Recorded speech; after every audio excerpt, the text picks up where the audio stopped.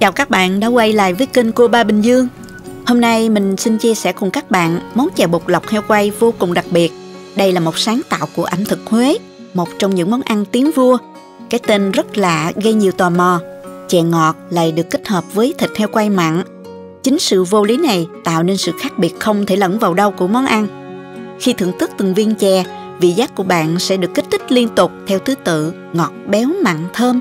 Không tiết lộ thêm nữa, mời các bạn cùng mình làm ngay và thưởng thức thành phẩm để mình có thể nói hết cho các bạn nghe cảm nhận của mình về món ăn độc đáo này nha. Xin mời các bạn tham khảo những nguyên liệu trước khi bắt đầu làm ha.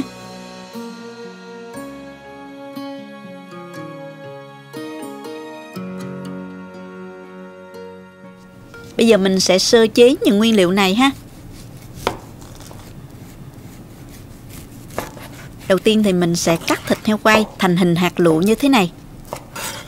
Các bạn giữ nguyên phần da heo nhé. Khi ăn sẽ dai dai, mùi thơm thịt heo quay rất là ngon. Nếu bạn nào không quen mùi heo quay thì mình có thể lọc bỏ bớt phần da heo nha.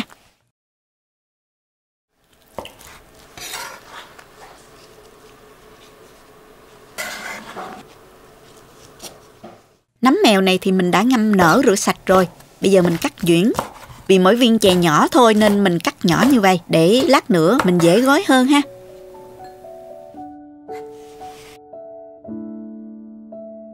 Phần gừng này thì mình cắt thành sợi mỏng để lát nữa mình cho vào đường nha.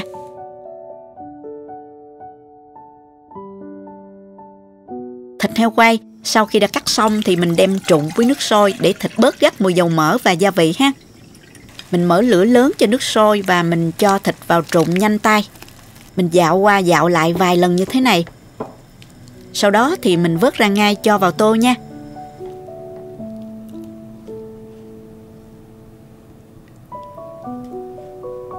Sau khi đã trụng thịt rồi, mình ướp vào đây 1 muỗng canh rưỡi đường. Nếu có thời gian các bạn để thịt ướp khoảng 4 tiếng. Còn nếu không có thời gian thì các bạn ướp khoảng 1 tiếng cũng được. Ướp đường vào thịt trong thời gian dài sẽ giúp thịt mỡ trong, giòn và thơm hơn đó các bạn. Thịt heo đã ướp đủ thời gian rồi. Bây giờ mình sẽ đi sên thịt để làm nhân bánh bột lọc ha. Đặt chảo lên bếp và cho ngay chỗ thịt vào. Đảo đều. Trong thịt heo quay đã có nhiều mỡ nên chúng ta không cần cho thêm dầu ăn vào nữa đâu nha.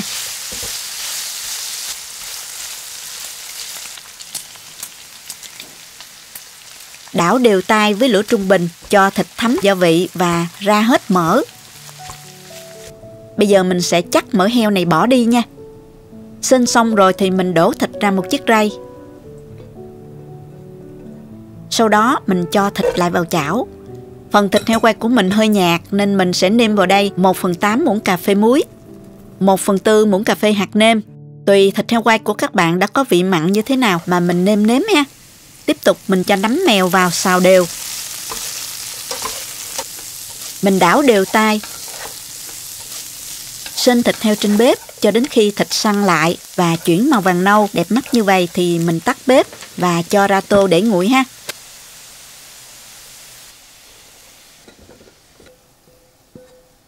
Bây giờ mình sang bước nhào bột năng để bọc bánh nha. Đầu tiên thì mình cho nồi nước lên bếp và đun cho nước sôi. Tiếp theo cho vào tô bột năng nè. Nhớ để một chút bột lại để mình làm bột áo. Và phòng nếu mà bột có nhão hay khô thì mình cho thêm ha. Trong video làm sữa tươi trân châu đường đen á, có rất nhiều bạn hỏi mình là làm sao nhồi bột năng mà hay bị chảy. Thì câu trả lời chính là do nhiệt độ nước và cách nhồi bột. Bây giờ các bạn xem các bước nhồi bột của mình làm dưới đây để nhồi bột năng sao cho không bị chảy nha. Múc một vá nước sôi cho vào bột. Các bạn xem phần bột ngay lập tức nó trong lại kìa.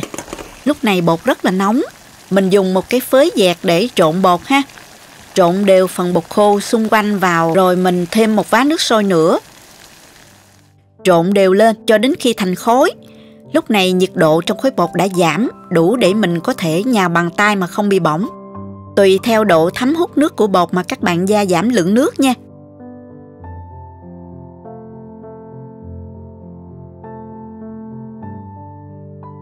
Các bạn xem bột phải dẻo và kéo thành sợi dài như thế này thì mình mới dễ bắt bánh và tạo hình được nè.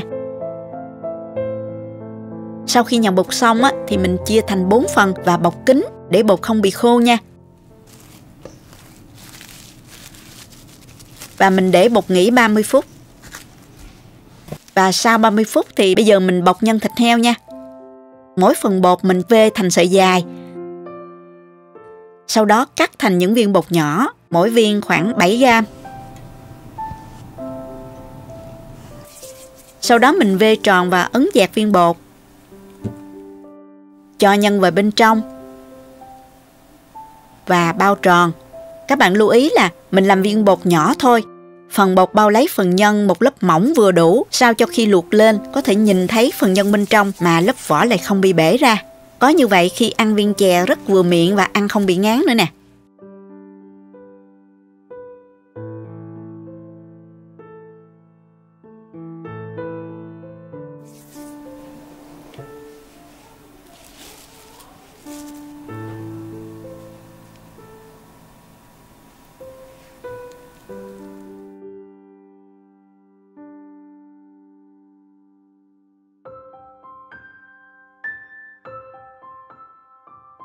Mình cứ làm tương tự như vậy cho đến hết nha. Tiếp theo là mình đi luộc bánh bột lọc heo quay nha. Cho vào nồi khoảng 1 lít nước, bật bếp lên. Khi nước sôi thì mình thả những viên bột vào.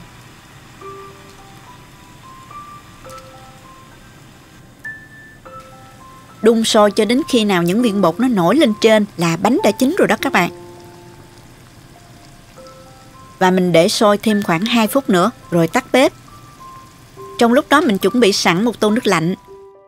Mình vớt ra và cho ngay vào tô nước lạnh nè. Làm như vậy giúp bánh trong hơn, dai hơn và không bị dính vào nhau. Viên nào bị bể thì mình bỏ riêng ra ha. Các bạn xem viên chè bây giờ trong veo, nhìn thấy phần nhân bên trong luôn nè. Nhìn giống trứng cút ha. Đến công đoạn cuối cùng, các bạn cho nồi lên bếp và cho vào 750ml nước dừa tươi. Bạn nào không có nước dừa tươi thì mình cho nước lọc cũng được nha. Cho thêm gừng sắc sợi vào nè. Và lá dứa vào nấu chung.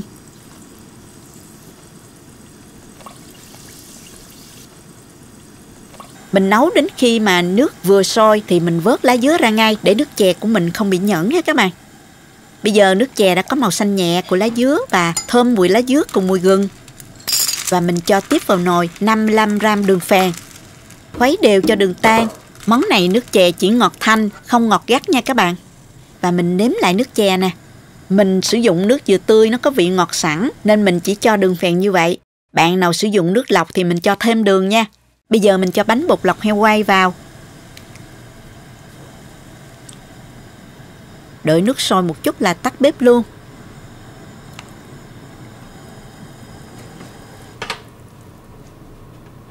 Mình múc chè ra chén, đợi nguội và thưởng thức thôi.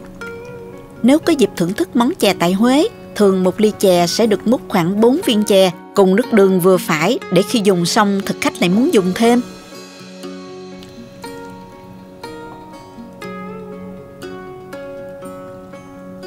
Chúng ta cùng thử nha, mời các bạn.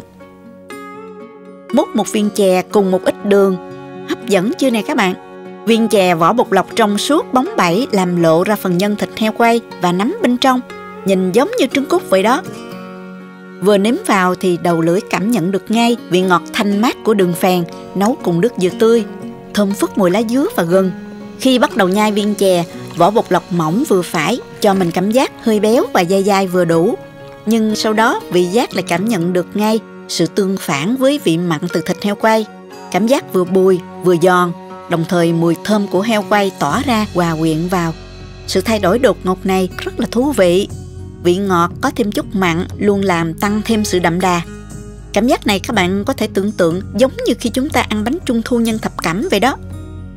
Cái tinh tế của món này là khả năng dẫn dắt và chuyển đổi vị giác của thực khách liên tục giữa những mùi vị và cảm giác đối lập, giữa ngọt và mặn, giữa béo và dai, bùi và giòn, giữa mùi thơm lá dứa gừng và mùi thơm của thịt heo quay. Do đó khi thưởng thức bạn hãy ăn hết viên kèm theo một ít nước đường chứ đừng có sắn nó ra nha. Các bạn cùng mình làm để thưởng thức và cảm nhận nha. Nếu thành công nhớ comment cho mình biết với nha. Cảm ơn các bạn đã xem video. Nếu thích cách mình làm, nhớ chia sẻ cho bạn bè cùng xem. Nhớ bấm like và đăng ký kênh để cập nhật những món ăn mới nhất. Các bạn cũng có thể truy cập website cobaminhdương.com để xem dưới dạng bài viết. Chào tạm biệt và hẹn gặp lại các bạn trong video tiếp theo nha.